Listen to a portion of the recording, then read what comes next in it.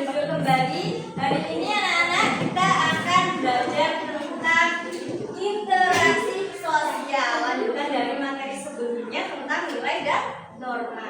Interaksi sosial ini kita pelajari setelah kamu memahami macam-macam nilai dan norma dalam kehidupan. Karena dalam berinteraksi sosial kamu akan memerlukan pemahaman tentang nilai dan norma agar kamu bisa berinteraksi dengan orang lain dengan baik. Nah, dalam interaksi sosial ini nanti tujuan pembelajarannya yang pertama kalian tahu pengertian interaksi sosial, kemudian tahu syarat dari terjadinya interaksi sosial, kemudian jenis-jenis interaksi sosial, dan mengetahui dampak dari interaksi sosial yang kalian lakukan. Serta di akhir nanti setelah kamu tahu dampak, kamu akan dikasih pertanyaan untuk memberikan sebuah solusi dari permasalahan tentang interaksi sosial. Nah, langkah pembelajarannya nanti dimulai dari kegiatan literasi ya, anak. Bu Evi akan menyajikan sebuah sumber bacaan buat kalian ya, karena sudah duduknya seperti ini, dan sudah jadi kelompok seperti ini ya nanti. Nah, sumber belajarnya berupa komik. Nah, akan kalian pelajari berisi topik tentang interaksi sosial. Jadi kamu harus memahami dulu apa sih itu interaksi sosial, apa saja syaratnya, dan apa saja bentuk-bentuknya. Selanjutnya, setelah menyelesaikan membaca topik, kita akan ada sesi tanya jawab dan juga games untuk mengetahui seberapa paham kalian dengan topik yang baru saja kalian pelajari. Nanti gamesnya juga secara berkelompok. Kemudian dilanjutkan dengan kegiatan analisis. Nah, karena kamu sudah paham konsep dari materi kita, kamu akan menganalisis sebuah kasus dan memberikan solusi untuk penyelesaian dari kasus tersebut. Nah, setelah itu kamu menyajikan hasil diskusinya bersama kelompokmu di dalam sebuah mind mapping yang nanti saya sediakan kelompok untuk membuatnya. Setelah itu kamu akan presentasi perwakilan kelompok. Gambar pertama ini ya, yang sebelah barat itu aktivitas apa sih Mbak yang tergambar di situ? Tawuran. Itu anak-anak sekolah ya, anak sekolah tawuran. Lalu apakah dari kedua aktivitas tersebut itu termasuk interaksi sosial? Silakan. Iya, karena mereka saling berinteraksi dan saling bekerja sama. Mereka saling berinteraksi dan saling bekerja sama. Itu alasan dari Mbak Lili. Oke? Kita kasih apa? Dikasih W, kasih O, kasih W. Putri mau menanggapi dari jawaban dari kelompoknya Mbak Raja. Silakan. Interaksi sosial. Gambar 2 ya, menurut Mbak Arna itu kan tawuran bukan interaksi sosial. Gambar 2 itu juga termasuk interaksi sosial ya anak-anak. Namun ini membawa dampak yang negatif. Dia dilakukan lebih dari satu orang dan mereka juga itu saling bekerja sama di antara timnya untuk bisa memenangkan lawannya gitu ya. Jadi kedua gambar itu memang interaksi sosial. Interaksi sosial ini adalah hubungan timbal balik antara individu atau kelompok untuk menjalin hubungan yang diterapkan di dalam kehidupan bermasyarakat. Lalu bagaimana sih cara terjadinya interaksi sosial dan bagaimana sih jenis-jenisnya?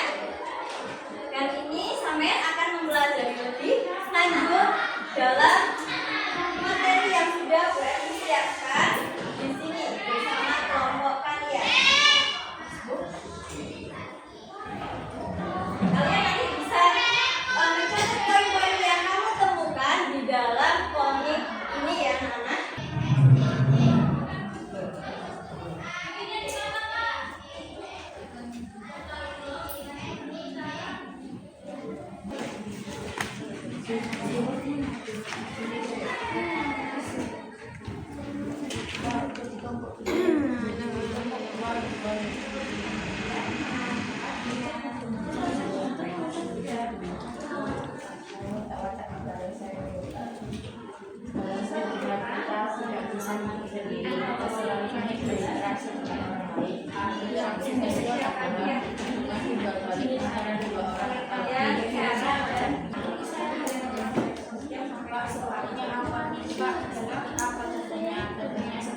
Ya, ringkasannya di buku tulis ya, Nana.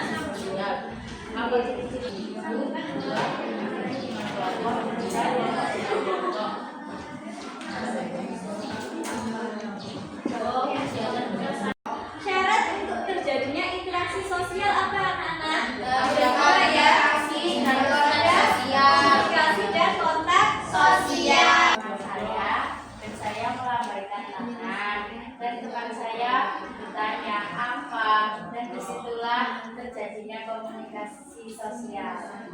Ya, jadi Mbak ini tadi memberikan kontak sosial berupa gerakan tubuh dengan melambaikan tangannya. Berarti temannya kemungkinan jaraknya jauh, sejak di depannya mungkin agak jauh ke sana, sehingga dia memberikan kontak berupa gerakan tubuh, lambaian tangan. Ini berarti kontak sosial yang primer yang dilakukan secara langsung. Ada kontak sosial yang sekunder, anak-anak, yaitu dengan memanfaatkan media. Seperti ketika kamu telepon temanmu. Di malam hari kamu telepon teman mau bertanya PR. Ketika kamu telepon dan temanmu tidak mengangkat, tidak akan terjadi interaksi karena tidak ada komunikasi juga di situ. Berbeda lagi jika ketika kamu menelpon, temanmu mengangkat teleponmu, berarti dia sudah membalas kontak yang kamu berikan. Kemudian dia menjawab dan di situ terjadi komunikasi sehingga interaksi sosial bisa terjadi. Nah, itu kontak sosial yang sekunder dengan memanfaatkan media. Kalau yang primer berarti secara langsung. Apa saja, anak?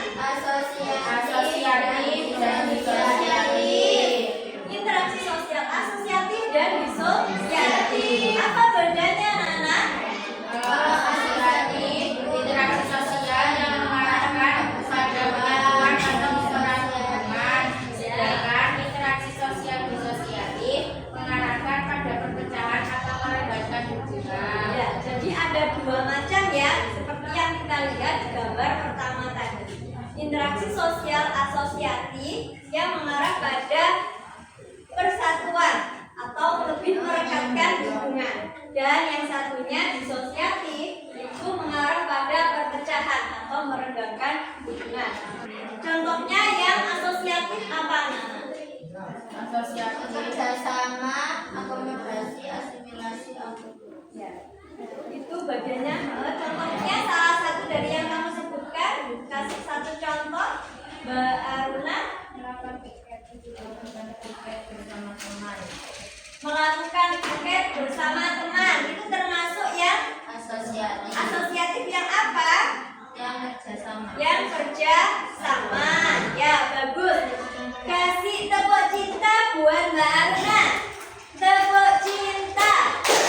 Cinta kecil, cinta besar. Ya, yang pertama dikerjakan kuis interaktif. Kuis interaktifnya dulu. Yang ini. Oh, sampai selesai. Berapa selesai?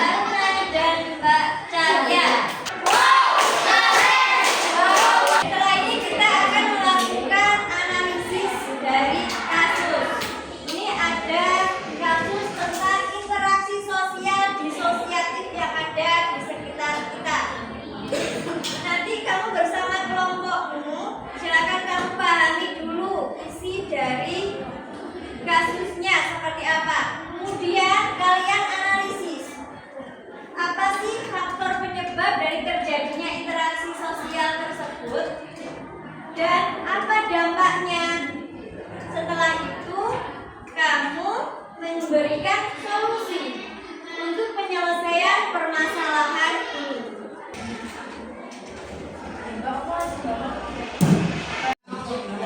Interaksi sosial asosiatif dan interaksi sosial disosiatif. Pak, apa itu Pak asosiatif dan disosiatif? Interaksi sosial asosiatif adalah interaksi sosial yang mengarahkan penyatuan dan menerapkan sedangkan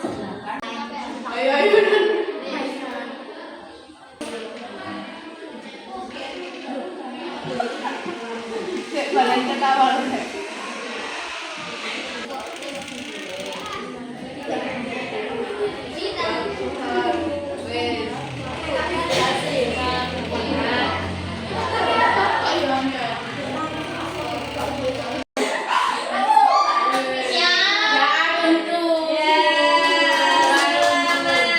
Oke, diperhatikan teman-teman. Oke, kasih semangat buat Mbak Aruna.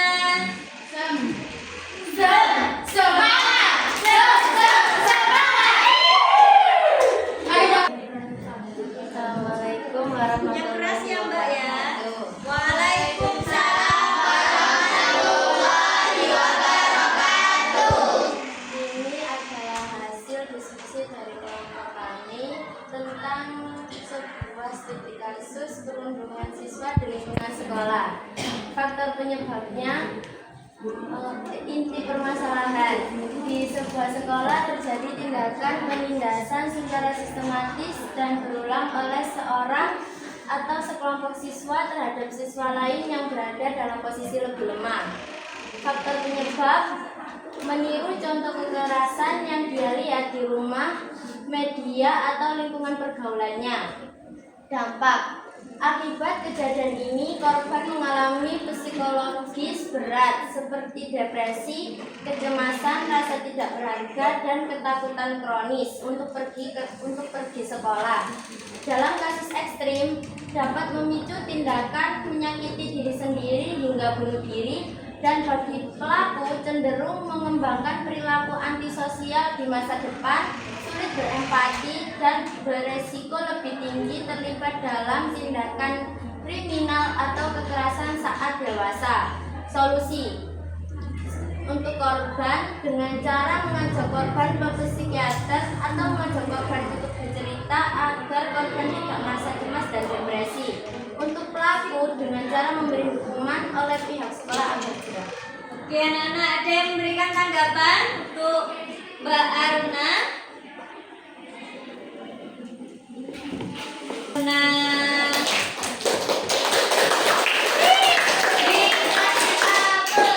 sama Mbak Aruna terkait perundungan yang ini banyak terjadi ya di sekitar kita anak-anak. Jadi itu bagi kalian yang menjumpai kasus seperti ini, kalian juga harus meminta bantuan Bapak Ibu guru ya, jangan diam saja karena nanti kalau diam seperti yang Mbak Aruna bilang, korbannya akan menjadi depresi, bahkan bisa sampai bunuh diri.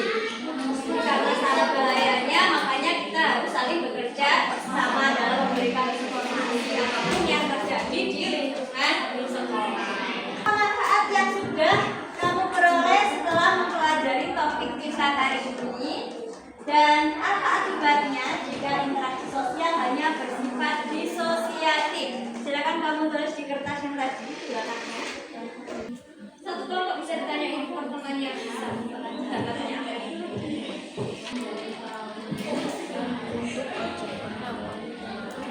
Salah satu saja. Ayo, siapa yang baca referensinya? Apa manfaat yang kamu peroleh setelah mempelajari topik hari ini? Yaitu mengetahui macam-macam interaksi sosial, bentuk-bentuk interaksi sosial. Apa akibatnya jika interaksi sosial hanya bersifat disosiatif? Bisa menyebabkan perpecahan dan banyak konflik. BOW buat Mbak Najwa. Dikasih apa? Dikasih WK.